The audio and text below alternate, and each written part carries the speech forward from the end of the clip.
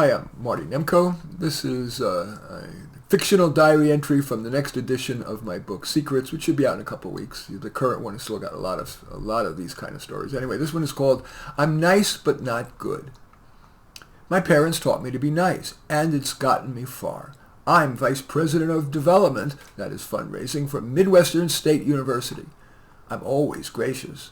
In speeches, I say it was a team effort, and I put on as genuine a smile as I can while looking kindly into the eyes of my staff and volunteers, a full second of eye contact with each one so they all feel special.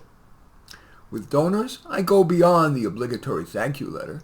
First, I take the time to add a personalized sentence or two to the oh-so-grateful boilerplate.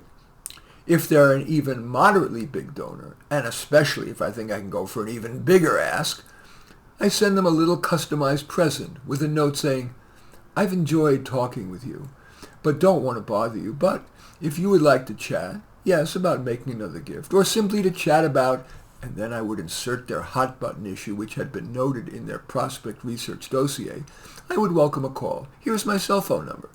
It works. I've beaten my quota every quarter, which is why I got to be VP and was able to give my husband the new Beamer he wanted and the new kitchen remodel I wanted, even though it didn't really need remodeling. Of course, what works at work also works personally.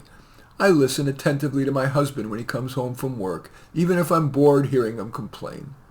Same with friends I care about, especially if they can help me in some way.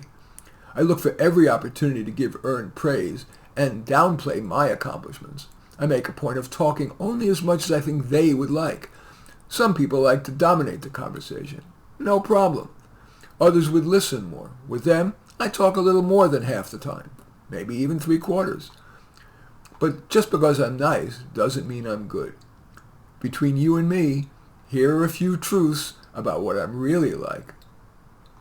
I hate most people. I think they're stupid, self-absorbed, and or too subject to groupthink. I think it's stupid for people to donate to my university. Most of the money could be far better used. For example, when someone funds a scholarship, it usually doesn't do what they think, enable someone to go to college who otherwise couldn't. It merely substitutes the donor's dollars for taxpayer dollars, that is government grants, or money that's already in the college's coffers. A match is rarely really a match. They think it means we're going to get additional money to match theirs. No, it matches the donation usually with what is already in the college's coffers. Worst of all, if someone's a big donor, they tend to like to have a building built with their name on it, of course, egomaniacs. Truth is, we rarely need a new building, and certainly there are better uses of the millions of dollars even at our university. But are we going to turn down all that money from fat cats? Making a difference is oversold. Very few people make a difference even to their sphere of influence, let alone to the world that otherwise wouldn't get made. And I consider those greenies among the most foolish.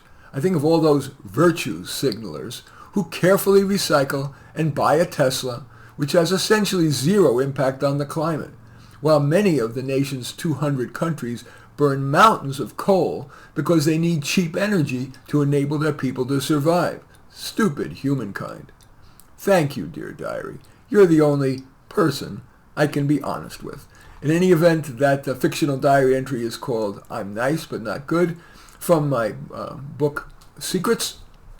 As usual, I welcome your thumbs up and accept your thumbs down. I always look forward to your comments and especially like it if you hit the share button below. Share on your social media so that my efforts can have broader impact. And I am flattered if you choose to subscribe to my channel. And certainly would welcome you taking a look at any of my 30 books. They're all on Amazon. Maybe most relevant to this story, of course, is that book, Secrets.